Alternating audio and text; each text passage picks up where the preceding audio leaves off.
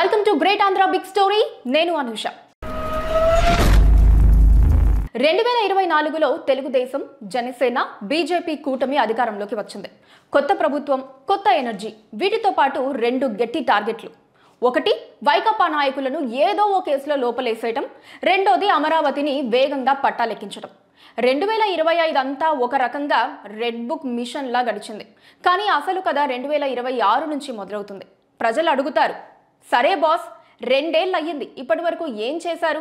ఇంకా అప్పులు, బెయిలు, కేసులతోనే కాలక్షేపం చేస్తే జనమిక మళ్ళీ వెనక్కి తిరిగి చూసే ఛాన్సే లేదు. సో ఈ ఎపిసోడ్లో మనం చర్చించబోయేది 2024 నుంచి 2026 మధ్య రాజకీయ ఎత్తుగడలు ఎలా మారాయో, ఏం వర్కౌట్ అయ్యిందో, ఏం మిస్ అయ్యిందో క్లియర్గా చూసేద్దాం.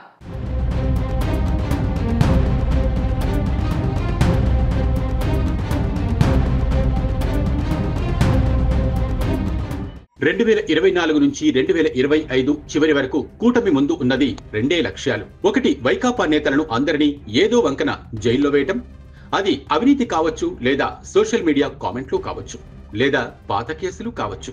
ఏదో ఒక కారణంగా లోపల వేయటం, కనీసం 6 నెలలు జైల్లో ఉండేలా తగిన జాగ్రత్తలు తీసుకోవటం. బయటకు వచ్చిన తర్వాత వాళ్లు అన్ని విధాలా తేరుకోవడానికి కొంతకాలం ఎలాగో పడుతుంది.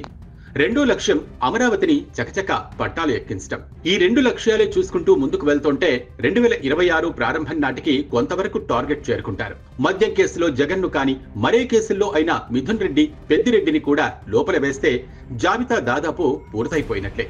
అమరావతి కాంట్రాక్ట్లు అన్ని ఇచ్చేస్తే పనులు వాటంతట అవి జరిగిపోతూ ఉంటాయి. అక్కడికి ఓ పని అయినట్లే. ఈ సమ్మర్ వేలకు తల్లికి వందనం, బస్ ఫ్రీ ఇచ్చేస్తామని ప్రకటించారు. అందువల్ల హామీల్లో కీలకమైనవి నెరవేర్చినట్లు అయిపోతుంది. అప్పుడు 2026 నుంచి ఏం చేయాలి? హామీలు అదే లైన్లో అమలు చేస్తూ వెళ్ళాలి. అదే టైంలో దాదాపు 7.5 డెవలప్మెంట్ ను ఏదైతే వార్తల్లో చూపించారో వాటిని సాధించాల్సి ఉంటుంది. ఇప్పటి వరకు ఉద్యోగులు సైలెంట్ గా ఉన్నారు. డిఏలు ఇవ్వకున్నా, ఇతర బెనిఫిట్లు ఏవీ ప్రకటించకున్నా అటు సంక్షేమానికి నిధులు కావాలి, అటు మిగిలిన వాటికి నిధులు కావాలి. గత 1.5 అప్పులు చేస్తూనే వస్తున్నారు. అది అనివార్యం. ఎటొచ్చి అప్పుడు రాసిన మీడియా ఇప్పుడు రాయదు, అంతే తేడా. 2024 నుంచి 25 వరకు జనం కొంత టైం ఇచ్చారు. జగన్ అండ్ కోను లోపల వేసిన నో పాజిటివ్, నో నెగిటివ్. అన్ని రోడ్లు పూర్తిగా బాగుపడకపోయినా పెద్దగా no negative. Employees no negative. కానీ ఇదే పరిస్థితి ఇలాగే కొనసాగితే మాత్రం అలా ఉండదు.